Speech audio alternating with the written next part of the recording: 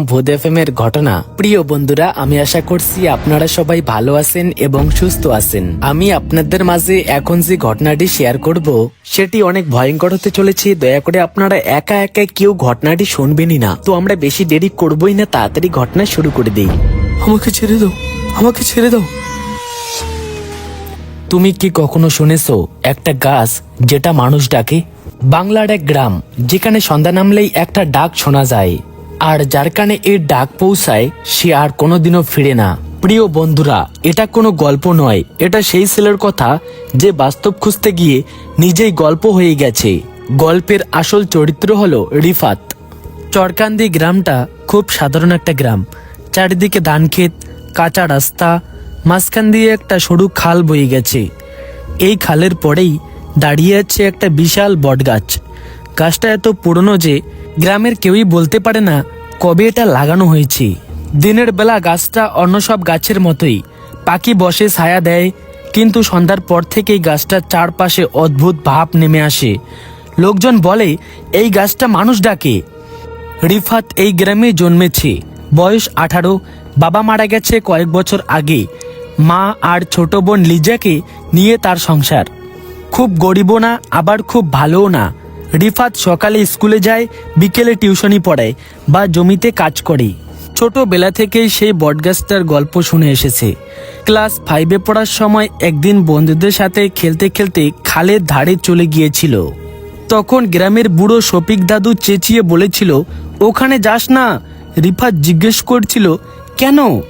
দাদু বলছিল, ও গাছ ডাক দেয়। এই কথা তার মাথায় গেঁথে গিয়েছিল। বছর যেতে যেতে রিফাত বড় হয়েছে, কিন্তু গাছটা একই রকম আছে। কেউ বলে আমাবস্যার রাতে নাম ধরে ডাকে, কেউ বলে কাদার শব্দ শোনা যায়। রিফাত বিশ্বাস করত না, কিন্তু ভেতরে ভেতরে কেমন একটা কৌতূহল ছিল। একদিন রাতে খাওয়া শেষে খাটে শুয়ে থাকতে সে হঠাৎ শুনল রিফাত।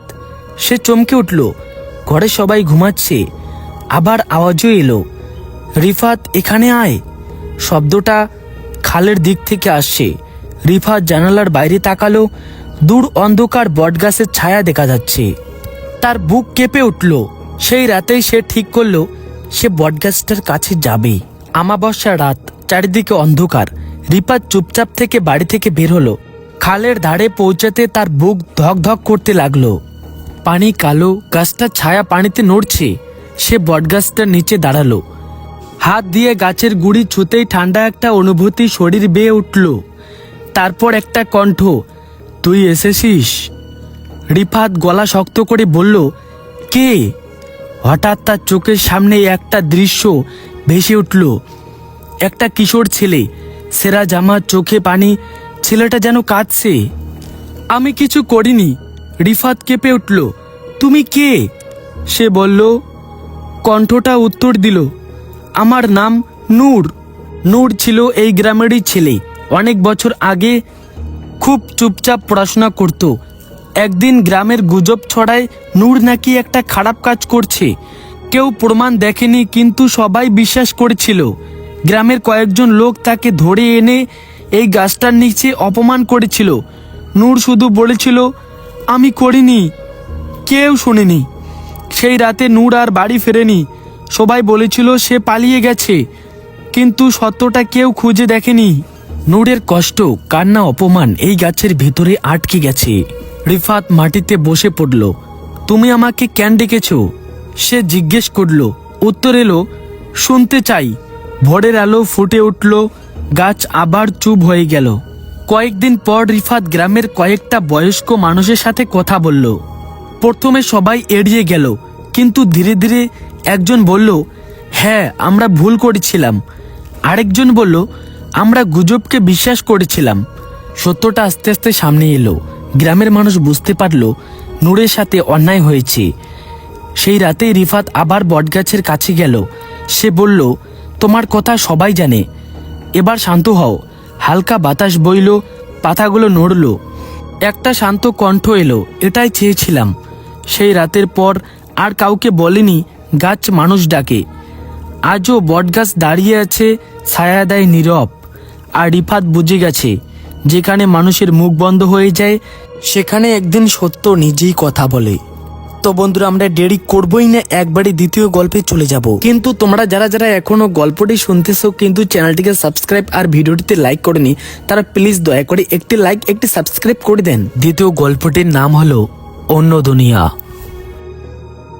তখন ভোর দুপুর, আমি আর মা ঘরের সিঁড়িতে বসেছিলাম। চারিদিক বেশ শান্ত। হঠাৎ দেখি এক অদ্ভুত লোক আমাদের বাড়িতে ঢুকতেছে।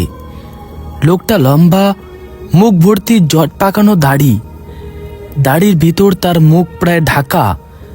পরনে ছিল হালকাল্লার মতো ঢিলে ঢালা পোশাক।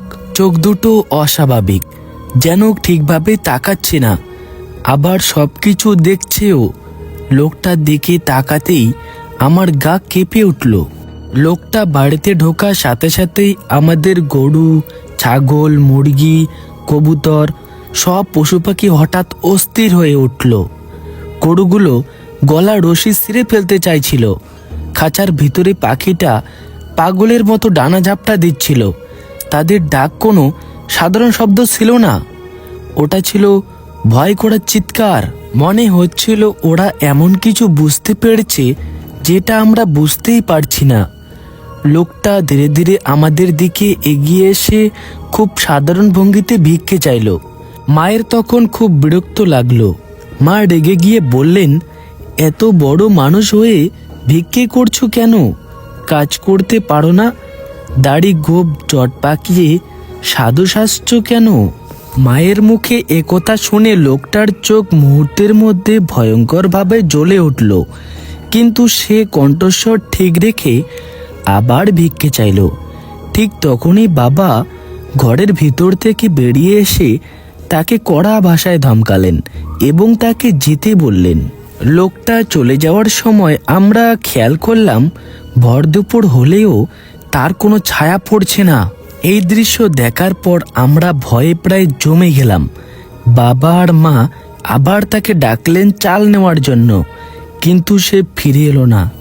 শুধু একবার পিছন ফিরে তাকালো। তার দৃষ্টি ছিল আগুনের মতো রাগ। এরপর কয়েকদিন আমরা খুব ভয়ের মধ্যে ছিলাম, কিন্তু ধীরে ধীরে সব স্বাভাবিক হয়ে যায়। প্রায় 10-15 দিন পর এক রাতে বাবা ঘুম ভেঙে বারান্দায় বসেছিলেন। হঠাৎ কে যেন তার শরীরের উপর আলো ফেলল। আলোটা কোনো সাধারণ আলো নয়, গাঢ় কমলা রঙের। বাবা বিরক্ত হয়ে জিজ্ঞেস করলেন, কে? কোনো উত্তর এলো না। আবার আলো পড়তে লাগলো। বাবা রেগে গিয়ে বাগানের দিকে গেলেন। কিছুক্ষণ পর ফিরে এসে দেখলাম বাবা খুব ভীত। তিনি বললেন, ওখানে একটা লোক দাঁড়িয়ে আছে, তার শরীর থেকে কমলা আলো বেরোচ্ছে আর তার গা থেকে মরা মানুষের মতো গন্ধ আসছে। এই ঘটনা ঘটার পর থেকেই বাবা অসুস্থ হয়ে পড়লেন। প্রথমে মনে হলো পাশের বাড়ির বিয়ের মাইকের শব্দে বাবার মাথা ব্যথা হয়েছে, কিন্তু মাথা ব্যথা আর কমে না। ডাক্তার দেখালাম, ওষুধ খেলেও কোনো কাজ হলো না। এরপর বাবা হঠাৎ একদিন চোখ বন্ধ করে দিলেন। চোখের ডাক্তার বললেন চোখে কোনো সমস্যা নেই, লেন্স, কর্নিয়া, আইরিস সব ঠিক, এমনকি মস্তিষ্কেও ঠিকভাবে কাজ করছে। তবুও বাবা কিছুই দেখতে পারছেন না। মাত্র 14 দিনের মধ্যে আমাদের পুরো জীবন বদলে গেল। বাবা কাজ করতে পারলেন না, সংসার চালাতে আমাদের আত্মীয়দের কাছে সাহায্য চাইতে হলো। একদিন বড় আপু আমাকে বলল, ইরমান, ওই লোকটার সাথে খারাপ ব্যবহার করার পর থেকেই কি এসব শুরু হয়নি? কথাটা একদম উড়িয়ে দেওয়ার মতো ছিল না। এর মধ্যেই বাবার অবস্থা আরও খারাপ হতে লাগলো। একদিন আমি আর আপু গাছ লাগানোর জন্য মাটি খুঁড়ছিলাম। তখন মাটির নিচে একটা কাপড়ের পুতুল পেলাম। পুতুলটার চোখে পিরিক মারা, শরীরে বিভিন্ন অংশ কাটা। আমরা খুব ভয় পেয়ে গেলাম, কারণ এসব কালো জাদুর লক্ষণ আমরা একটু আধটু জানতাম। আমরা পুতুলটা গ্রামের এক হুজুরের কাছে নিয়ে গেলাম।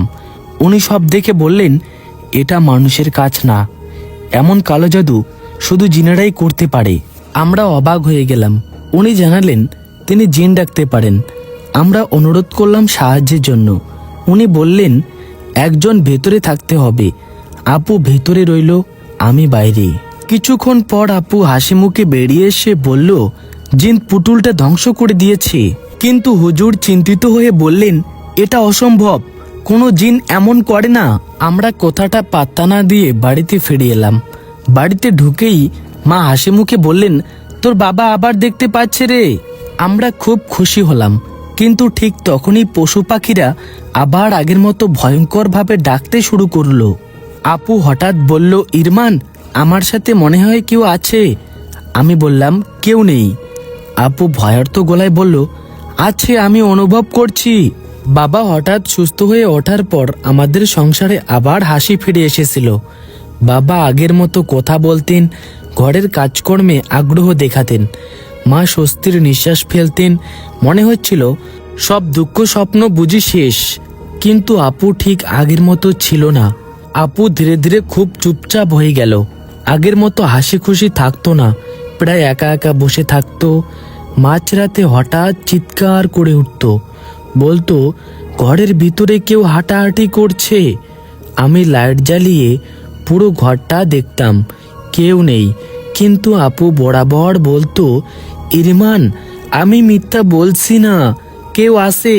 একদিন দেখি আপু আয়নার সামনে দাঁড়িয়ে খুব ফিসফিস করে কথা বলছে। আমি জিজ্ঞেস করলাম, আপু কার সাথে কথা বলছো? আপু ধীর গলায় বলল, আয়নার ভিতরে কেউ আছে, আমার সাথে কথা বলে। আমার গা শিউরে উঠল। এর মধ্যেই বাবা আপুর বিয়ে ঠিক করে ফেললেন। বাবার এক বন্ধুর ছেলের সাথে, ঢাকা মেডিকেলের ডাক্তার ছেলে, ভালো, পরিবারও ভালো, সবাই খুশি। বিয়ের আর 8 দিন বাকি। ঠিক ওই সময় এক সন্ধ্যায় আমাদের বাড়িতে এক অদ্ভুত লোক এলো।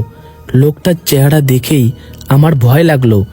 মুখটা বিকৃত, চোখ দুটো অস্বাভাবিক, নিঃশ্বাস নিতেও যেন কষ্ট হচ্ছে। শ্বাসের শব্দ শুনেই গা কেঁপে ওঠে, মনে হচ্ছিল সে ভীষণ অসুস্থ। মা আগের ঘটনা মনে করে আর খারাপ ব্যবহার করলেন না, বসতে দিলেন, পানি দিলেন, খাবারও দিলেন। রাত হয়ে গেল, কিন্তু লোকটা যাওয়ার নামই নিচ্ছিল না। মা জিজ্ঞেস করলো, সে বলল, আমি বাবার সাথে একটু কথা বলতে চাই। বাবা এসে লোকটার কথা শুনে হতবাক হয়ে গেলেন। লোকটা সরাসরি বলল, আমি আপনার মেয়েকে নিতে এসেছি, আপনার বড় মেয়েটাকে আমার খুব ভালো লেগেছে। এই কথা শুনে বাবা রেগে আগুন হয়ে গেলেন, তাকে মারতে এগিয়ে গেলেন। আমরা সবাই বাবাকে কোনো মতো করে আটকাই। চিৎকার শুনে পাশের বাড়ির চাচাও চলে এলো। এই ফাঁকে আমি ঘরের ভিতরে চলে গেলাম। আপু ভয়ে দেখি কাঁপছে। আপু ফিসফিস করে আমাকে বলল, ইরমান, কুপি জ্বালিয়ে বাইরে দেখ, ওর ছায়া পড়ছে কিনা। আমি কুপি হাতে নিয়ে বাইরে গেলাম। উঠানে দাঁড়িয়ে দেখি সবার ছায়া আছে, কিন্তু ওই লোকটার কোনো ছায়া নেই। আমার বুক ধকপক করে উঠল। বড় চাচা পরিস্থিতিকে শান্ত করতে বললেন, এখন ঝগড়া না বাড়াতে, বিয়ের সামনে এসব কথা ছড়ালে সমস্যা হবে।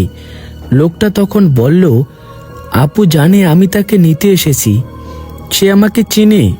এরপর আপুকে বাইরে ডাকা হলো। আপু ভয়ে কাঁপতে কাঁপতে বেরিয়ে এলো। বাবা জিজ্ঞেস করলো, একে চিনোস? আপু মাথা নাড়ালো, হ্যাঁ। হঠাৎ আমার এক চাচাতো ভাই রেগে লোকটার দিকে এগিয়ে গেল। ঠিক তখনই লোকটা দুহাত তুলে ভয়ঙ্কর একটা শব্দ করলো। মুহূর্তের মধ্যে সবাই স্থির হয়ে গেল, আর ভাইটা অনেক দূরে ছিটকে পড়ল। এরপর আপু সব স্বীকার করলো।